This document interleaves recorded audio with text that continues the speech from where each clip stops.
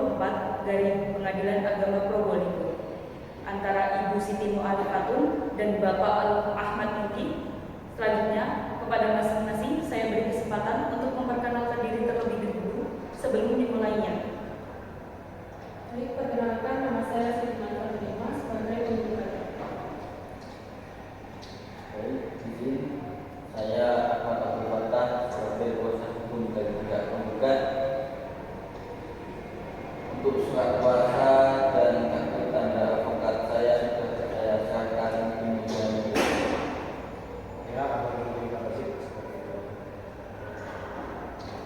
Baik, terima kasih Bapak dan Ibu sekalian. Langsung saja, berdasarkan Perma nomor 1 tahun 2016 tentang prosedur mediasi di pengadilan.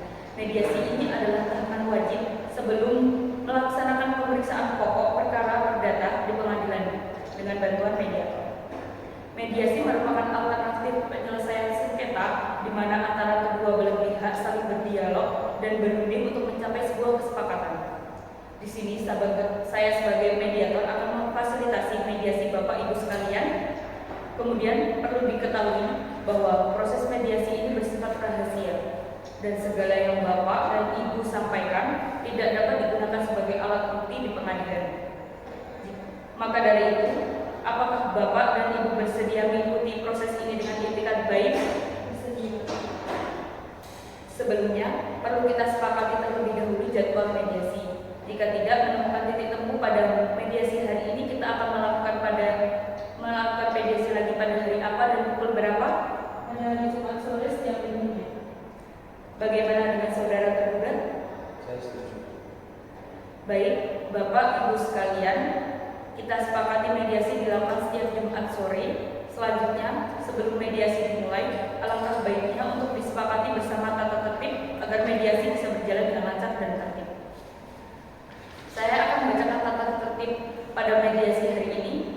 Yang pertama, semua pihak harus disiplin dan beriktikat baik untuk melaksanakan aturan. Yang kedua, dilarang mencaci maki, berkata kasar ataupun mengumpat. Yang ketiga, dilarang membawa senjata tajam. Yang keempat, berbicara dengan bahasa yang sopan, tidak memotong pembicaraan pihak lain.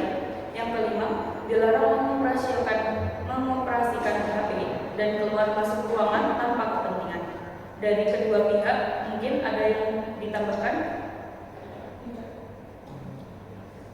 Baiklah, kita sepakati ada 5 poin peraturan yang wajib kita pedomi agar mediasi bisa berjalan dengan tertib.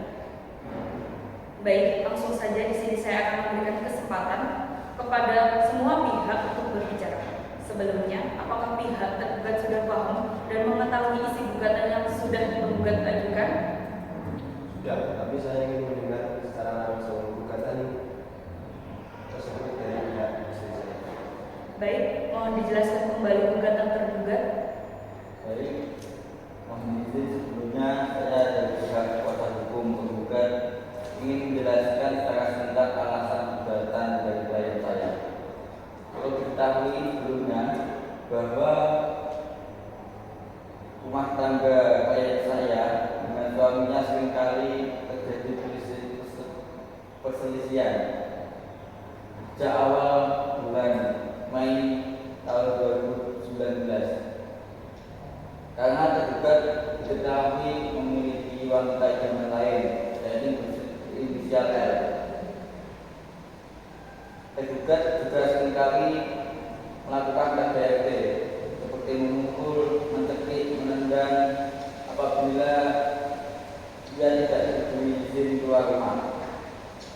Penggugat sudah tidak diberi nafkah secara langsung sejak awal tahun 2020. Kemudian orang tua dari tergugat sendiri juga seringkali ikut campur terkait masalah internal rumah tangga keduanya. Tergugat juga seringkali meninggalkan rumah tanpa adanya sepengetahuan pihak penggugat. Seringkali melakukan minuman keras, mengonsumsi obat-obatan terlarang, seringkali marah dan mengungkapkan kata-kata yang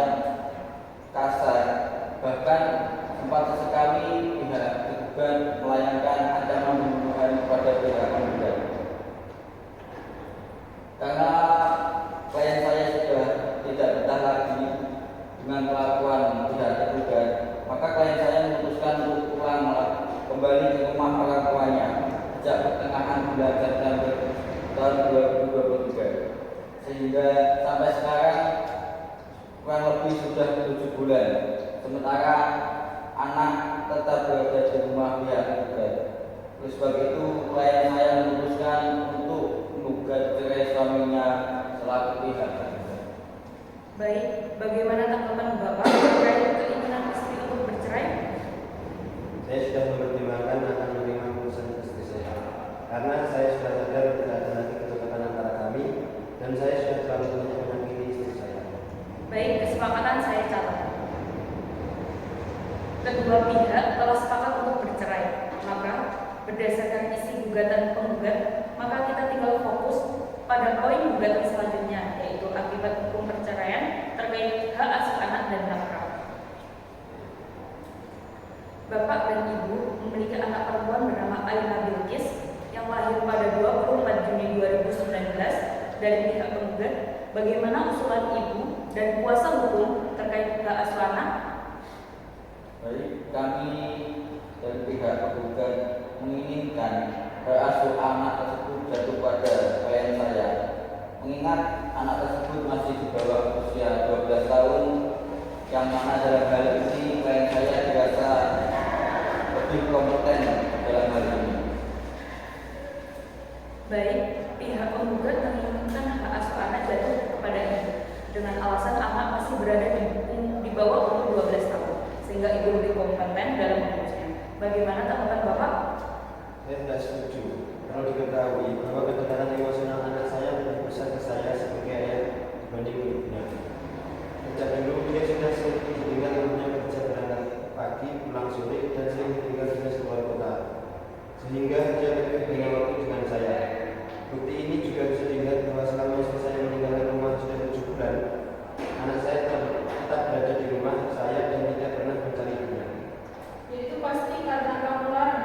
Sama sekali tidak. Bahkan saya sudah menolak beberapa kali ke Aina untuk menemui kamu, tapi dia juga tidak mau. Baik, Ibu, Bapak harap tenang dan tetap mengikuti aturan kita di awal.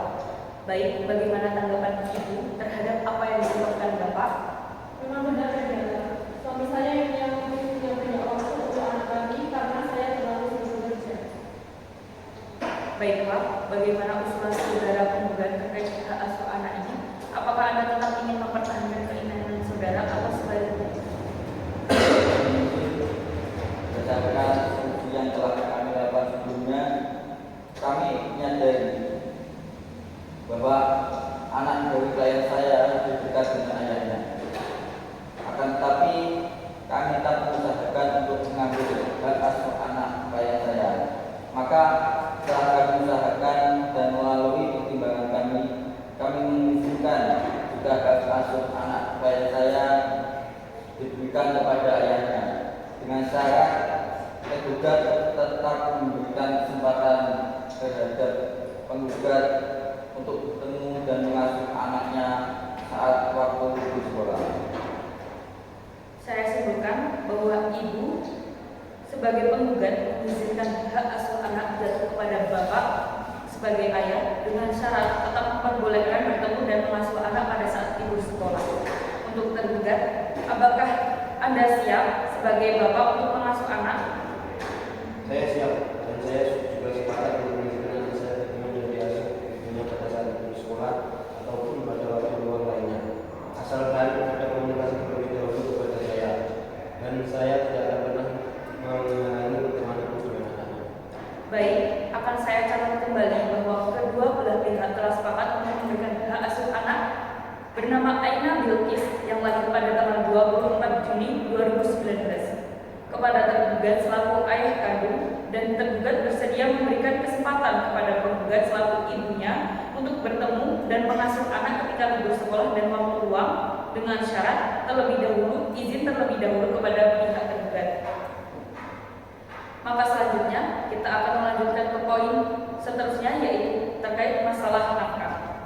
Untuk pihak penggugat, apakah Anda menuntut nafkah iddah, nafkah madiah, ataupun nafkah mekah kepada tergugat selaku suami? Berdasarkan instruksi yang klien saya berikan, klien saya memiliki pekerjaan yang mapan dan berpenghasilan yang cukup, Kita mengingat tujuan utama kami adalah memutus hubungan pernikahan, maka kami sebagai pihak penggugat tidak menuntut sepatupun hak-hak nafkah tersebut. Baik, kesimpulan sementara, penggugat sebagai istri tidak menuntut nafkah kepada suami. Kepada bapak, bagaimana dengan nafkah anak mengingat kewajiban nafkah anak tetap ada pada bapak sebagai ayah? Karena anak itu sebagai saya, maka saya akan bertanggung jawab penuh untuk menanggung kebutuhan anak saya tanpa beban ibunya. Saya tidak memberikan angka pasti berapa uang yang akan saya berikan setiap bulannya, namun untuk memenuhi kebutuhan anak saya, tapi saya tidak akan memberikan angka pasti untuk anak saya setiap bulannya, tapi dapat saya pastikan seluruh kebutuhan anak saya selalu terpenuhi dan tidak pernah kekurangan. Baik, sekali lagi saya tegaskan bahwa diperoleh kesepakatan antara kedua belah pihak bahwa penggugat tidak menuntut nafkah apapun kepada tergugat dan untuk nafkah anak sepenuhnya ditanggung oleh tergugat selaku ayah dengan besaran yang tidak ditentukan setiap bulannya. Namun tetap dipastikan dapat memenuhi kebutuhan anak. Bapak Ibu sekalian, karena kita sudah membahas dan menyepakati jalan keluar untuk seluruh tuntutan penggugat, maka proses mediasi pada hari ini, Selasa 16 Desember 2025 dinyatakan selesai sehingga tidak perlu dilakukan pertemuan mediasi selanjutnya. Dari kedua belah pihak, apakah masih ada yang ingin disampaikan? Baik, saya anggap mediasi kali ini telah cukup. Maka dari itu, di sini saya akan membacakan ulang hasil kesepakatan mediasi kita hari ini. Yang pertama, kedua pihak sepakat untuk tetap melakukan bercerai sehingga proses persidangan tetap dilanjutkan. Yang kedua, kedua belah pihak sepakat untuk menyerahkan hak asuh anak kepada tergugat selaku ayah. Yang ketiga, tergugat sepakat untuk memberikan kesempatan penggugat bertemu dan mengasuh anak ketika libur sekolah ataupun pada waktu luang lainnya dengan konfirmasi terlebih dahulu terhadap tergugat. Penggugat sepakat untuk tidak menuntut nafkah iddah, nafkah madiyah maupun nafkah mungkah kepada tergugat. Apakah keempat poin ini sudah dianggap sepakat dan tanpa paksaan? Kami mendengarkan kesepakatan tersebut dan saya akan membantu klien saya untuk menandatangani dokumennya. Baik, saya akan segera merumuskan kesepakatan ini dalam bentuk akta perjanjian yang diserahkan kepada majelis hakim dan dimohonkan untuk dikuatkan dan dikukuhkan sehingga berkekuatan hukum tetap dan mengikat serta harus dipatuhi oleh kedua belah pihak. Apakah para pihak sepakat? Dengan demikian, proses mediasi ini dinyatakan berhasil sebagian di luar pokok perkara perceraian. Untuk selanjutnya, silakan Bapak menunggu pemanggilan dari pengadilan untuk penandatanganan perjanjian perdamaian. Dari saya, cukup sekian. Mohon maaf apabila ada perkataan